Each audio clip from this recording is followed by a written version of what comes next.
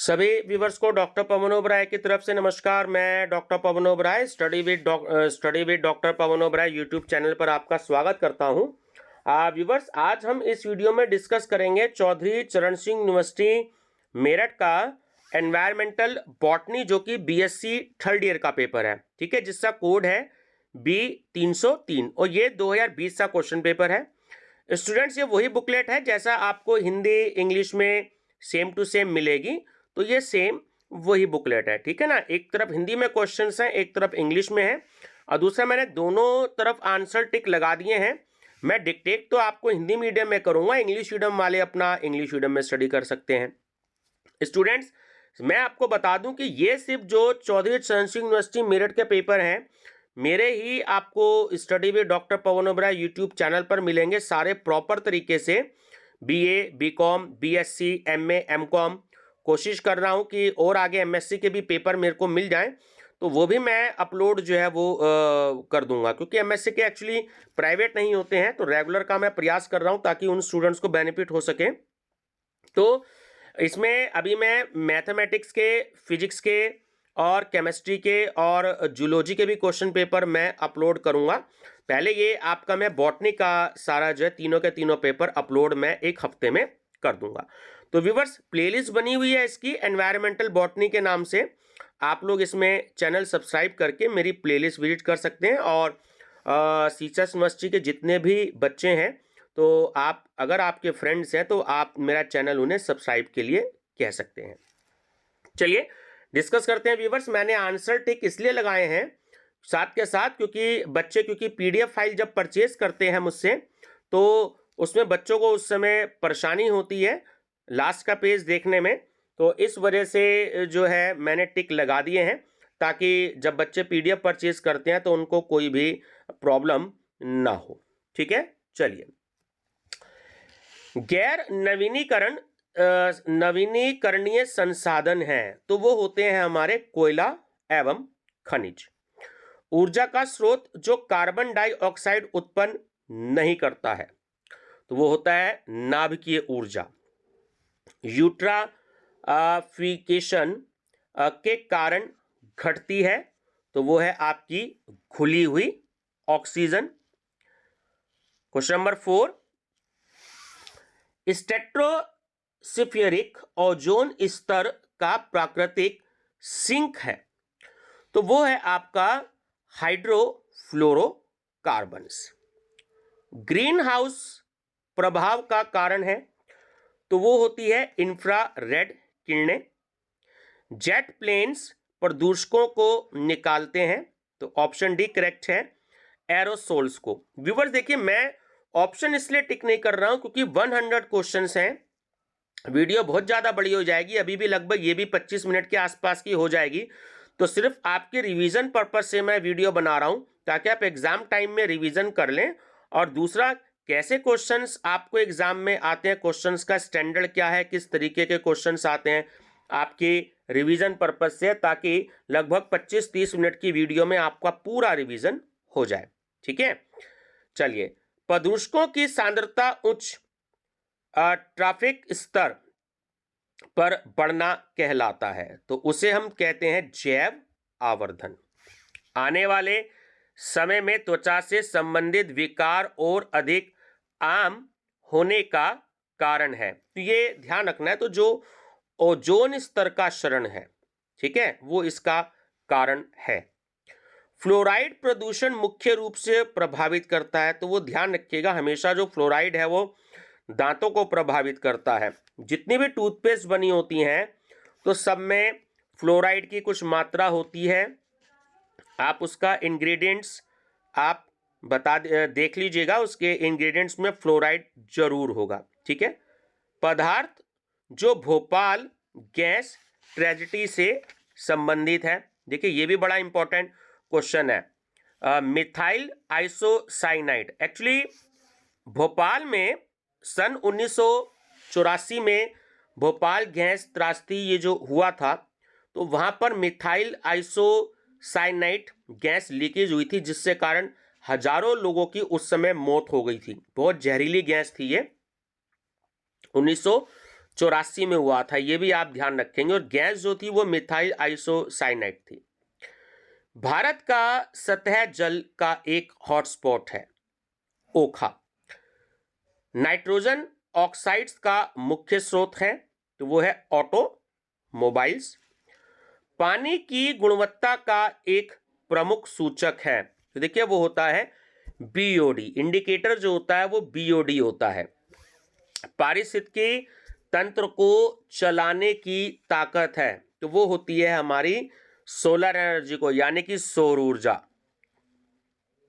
अम्ल वर्षा प्रमुख रूप से किसके ऑक्साइड द्वारा होती है? सल्फर एवं नाइट्रोजन। औद्योगिक नगरपालिका सीवेज उपचार संयंत्र किसका उदाहरण है? तो वो होता है बिंदु स्रोत का।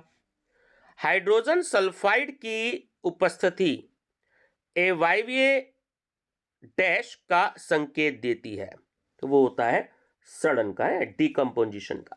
निम्न में से कौन सी ग्रीन हाउस गैस नहीं है? तो स्टूडेंट्स ये बहुत इंपॉर्टेंट क्वेश्चन है, एनटीए नेट में भी ये क्वेश्चन आता है इस तरह का।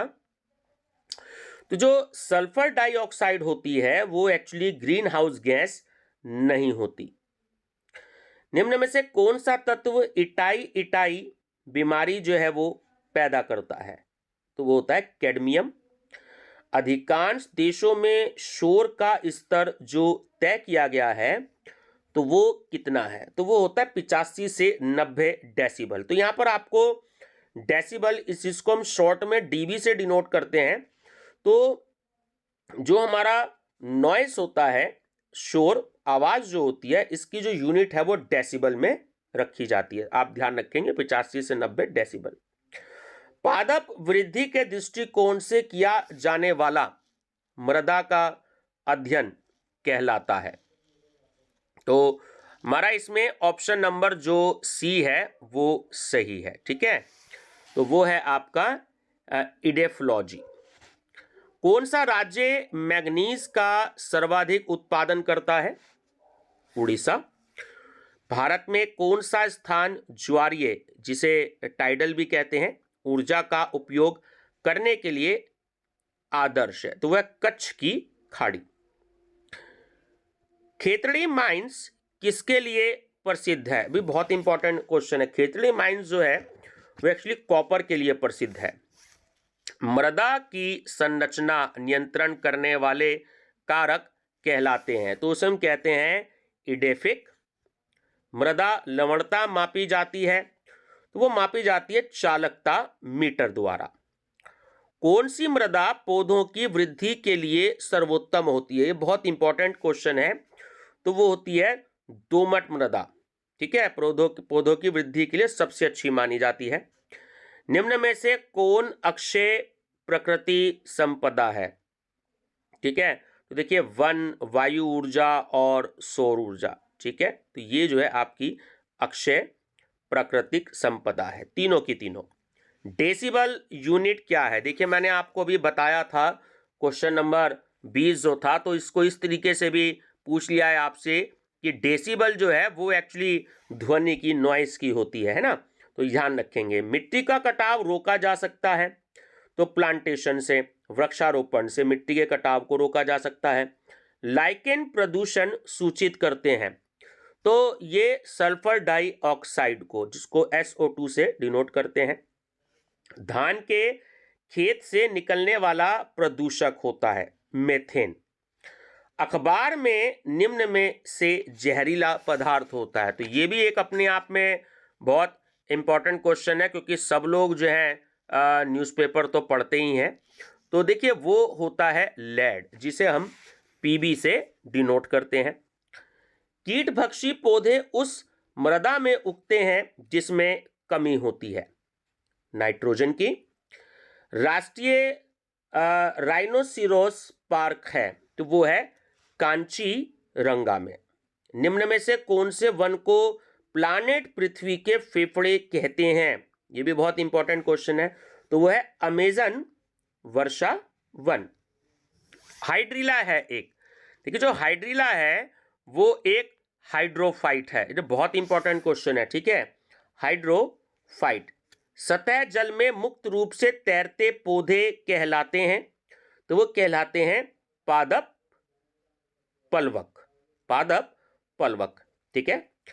गूदेदार पादप उगते हैं, तो ये उगते हैं मरुस्थल में, डेजर्ट में।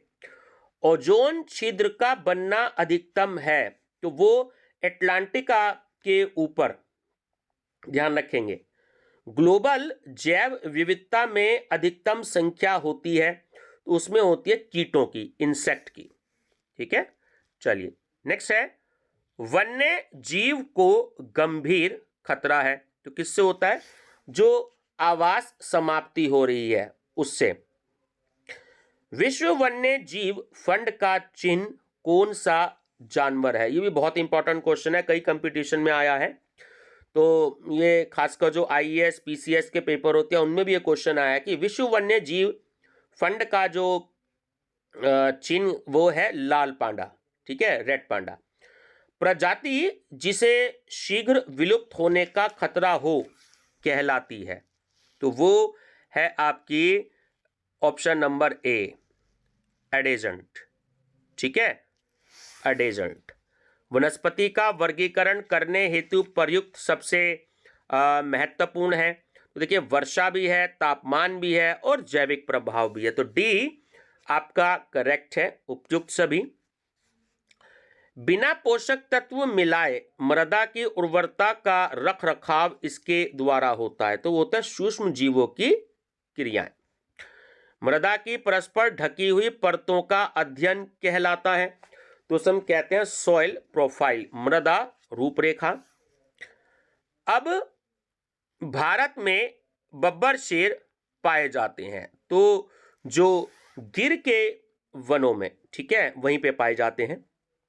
वैश्विक के सबसे उत्पन्न जो हॉटस्पॉट में से एक भारत में जैव विविधता का हॉटस्पॉट है, तो वो है वेस्टर्न घाट, ठीक है, पश्चिमी घाट। ओजोन छिद्र सर्वप्रथम देखा गया था, देखिए ये 2021 में भी आया हुआ क्वेश्चन है, तो 1980 में देखा गया था ओजोन छिद्र सबसे पहले। तापमान में क्रमिक बदलाव वाला एक क्षेत्र है, तो वो है थर्मोक्लाइन, ठीक है। इकोलॉजी शब्द किसने दिया था? तो देखिए वो दिया था आपका ऑप्शन नंबर सी, एंसर्ट हैकेल ने, एंसर्ट हैकेल। मैनग्रोव पौधों के आमतौर पर लक्षण पाए जाते हैं, तो वो है डी, न्यूमेटोफोर्स एवं विविपेरी, ठीक है, ऑप्शन नंबर सी आपका सही है।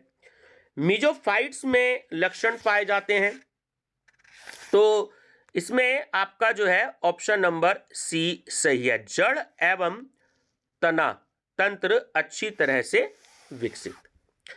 बायोम है, देखिए बायोम जो है वो एक्चुअली समुदाय का एक समूह के साथ जटिल अंतःक्रिया है। एक जीव की पारिस्थितिकी तंत्र में भूमिका कहलाई जाती है, तो वो कहलाई जाती है निके। माइकोराइजा दिखता है, तो माइकोराइजा दिखता है, डी ऑप्शन इसमें करेक्ट है, म्यूचुअलिज्म, ठीक है।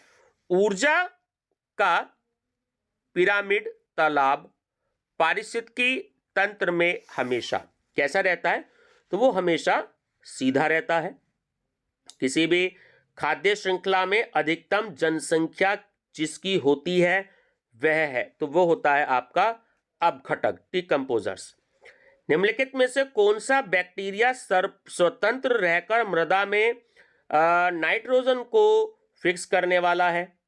तो वो है आपका एजोटोबैक्टर, एजोटोबैक्टर।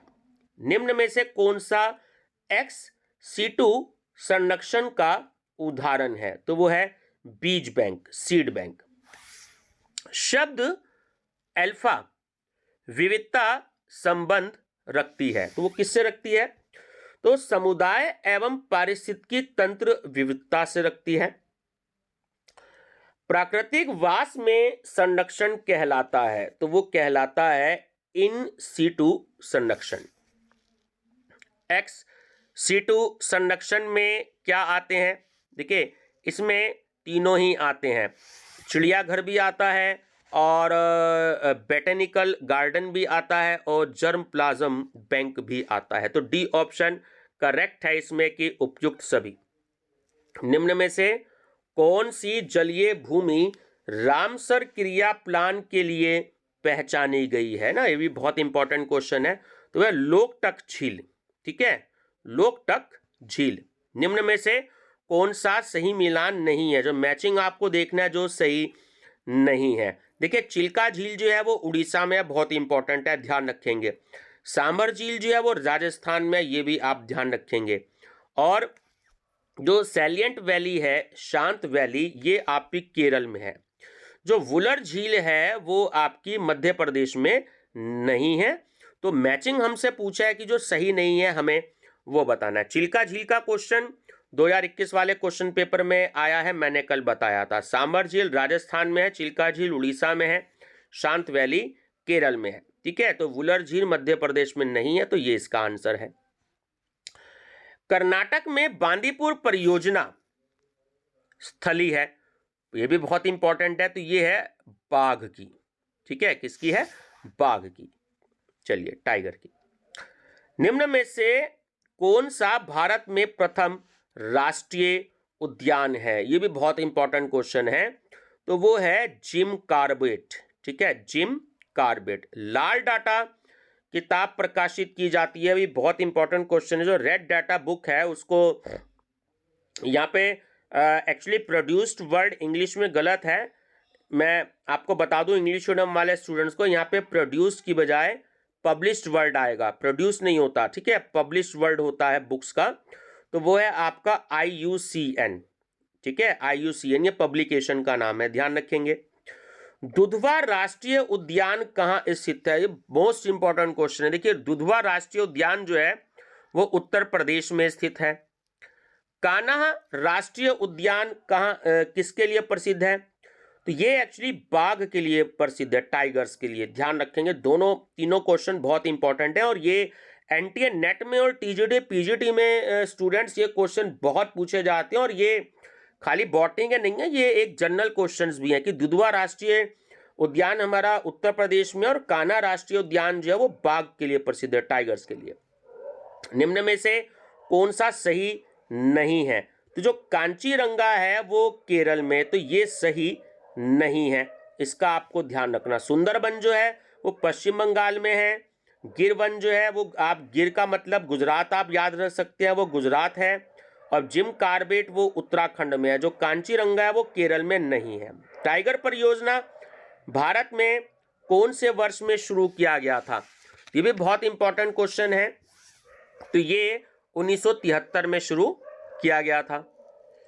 एक पवित्र झील कौन सी है? देखिए जो पवित्र झील है सिक्किम की एक खेंची उपालरी झील है ना। ये IAS PCS में ऐसे क्वेश्चंस बहुत आते हैं।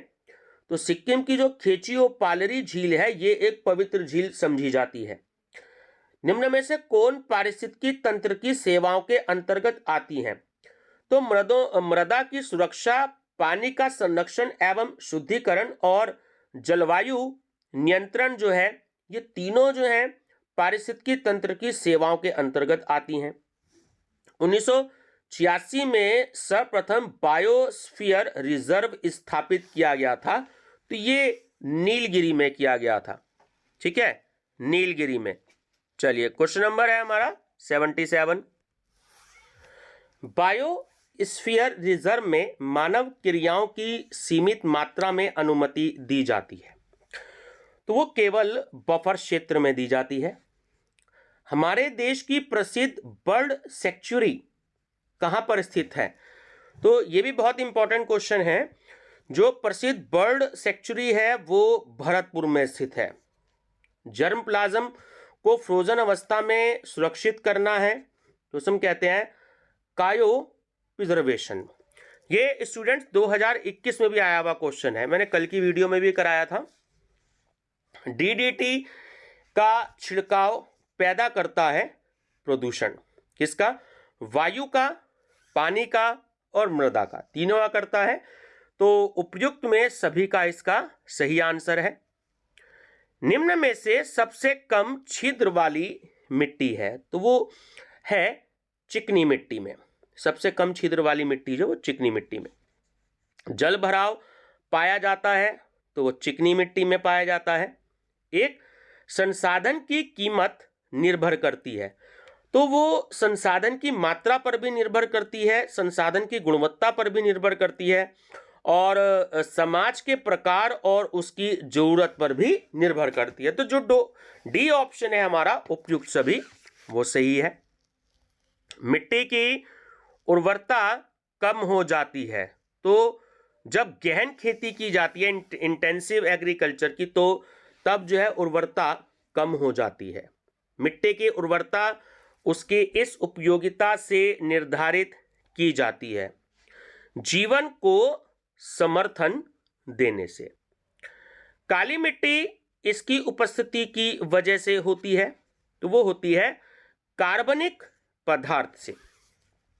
मृदा का पॉजिटिव प्रदूषण होता है, तो तीनों ऑप्शन इसमें सही है कि मृदा की उत्पादकता में कमी के द्वारा, वेस्टेज के जमा होने के द्वारा और फर्टिलाइजर के अधिक प्रयोग के द्वारा। तो जो डी ऑप्शन है वो बिल्कुल सही है, उपयुक्त सभी।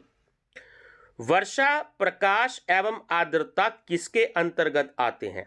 तो जो अजैविक घटक होते हैं इसके अंतर्गत आते हैं। लैटेराइट मृदा में अधिक होता है, बहुत इंपॉर्टेंट क्वेश्चन है, लोहा, आयरन। जीवित कोशिका का घटक जो सल्फर डाइऑक्साइड द्वारा प्रभावित होता है, तो उसे हम क्या कहते हैं? तो उसे हम कहते हैं क्लोरोप्लास्ट कला। ठीक है। चरमोत्कर्ष समुदाय है, तो ये डी ऑप्शन करेक्ट है, जो अंतिम स्थिर समुदाय है, समुदाय है। ठीक है, चरमोत्कर्ष जो समुदाय है वो अंतिम स्थिर समुदाय है। अधिकतम जैव भार होता है, तो जो उष्ण कटिबंधीय वन होते हैं, ट्रॉपिकल फॉरेस्ट, तो उसमें अधिकतम जैव भार होता है। भारत में सर्वाधिक वन किस राज्य में है? ये भी बहुत इंपॉर्टेंट क्वेश्चन है, कई कंपटीशन में आया। तो मध्य प्रदेश में सर्वाधिक जो है वन है, ध्यान रखेंगे। विश्व ओजोन दिवस कब मनाया जाता है? 2021 में भी था ये क्वेश्चन, बहुत कंपटीशन में आता है। 16 सितंबर को विश्व ओजोन दिवस मनाया जाता है। दो भिन्न प्रकार के समुदायों के बीच का संक्रमण क्षेत्र कहलाता है इकोटोन। तेल, प्राकृतिक गैस और कोयला उदाहरण है किसके? जीवाश्म ईंधन के। निम्न में से कौन सा सही नहीं है ना? चलिए इसकी बात करते हैं। पहले बात करते हैं कि मैचिंग में क्या क्या ठीक है। तो जो FRI है वो देहरादून में है, जो नीरी है वो नागपुर में है, और जो NBRI है वो लखनऊ में है। लेकिन जो IARI है वो मुंबई में नहीं है। ठीक है, ध्यान रखिएगा। और हमसे यहाँ नहीं पूछ रहा है, जो मैचिंग नहीं सही नहीं है, तो ऑप्शन डी हमारा करेक्ट है। न्यूमेटोफोर्स विविपेरी एवं वेलामेन लक्षण होते हैं, तो वो आपके हेलोफाइटस के और एपीफाइटस के दोनों के होते हैं। तो डी ऑप्शन करेक्ट है, बी और सी दोनों। न्यूमेटाफोर एवं जरायुज अंकुरण किस में पाया जाता है? तो वो राइजोफोरा में पाया जाता है। और रैम एक यूनिट है, तो वो किसकी है? वो रेडियो धर्मिता की है ना, रेडियो एक्टिविटी की। ठीक है, ऑप्शन भी आपका करेक्ट है। दूसरा व्यूअर्स, ये इसके नीचे यूनिवर्सिटी ने जो आंसर की प्रोवाइड कराई थी, मैंने उसके अकॉर्डिंग ही आपको आंसर बताए हैं। अगर किसी क्वेश्चन के आंसर से आप सेटिस्फाइड नहीं है या आपको लगता है तो माफ़ी चाहूँगा उसके लिए। जो यूनिवर्सिटी ने आंसर की दी है मैंने उसके अकॉर्डिंग ही आपको आंसर बताए हैं। हो सकता है कि कोई आंसर इसमें मिस्टेक हो, आप सहमत ना हो मेरे से, फिर भी मेरा पूरा प्रयास रहता है कि मिस्टेक ना हो। ठीक है व्यूअर्स, तो चैनल जरूर सब्सक्राइब कर लीजिएगा, क्योंकि सारे पेपर बीएससी के मेरी पूरी कोशिश रहेगी थर्ड ईयर के मैं इसमें जो है अपलोड कर दूं, और एग्जाम के दिनों में जो है आपको एक अच्छा रिवीजन मिल जाएगा। केवल 40 रुपये दे करके आप 400 क्वेश्चंस की पीडीएफ भी मुझसे ले सकते हैं, यही वाली सेम, जो कि हिंदी इंग्लिश दोनों में, क्योंकि ये मेरे पास अभी 2018 तक के अवेलेबल है। बाकी मैं और क्वेश्चन पेपर भी अवेलेबल करने की कोशिश कर रहा हूँ जो 2018 से पहले के पेपर्स हो। Thank you.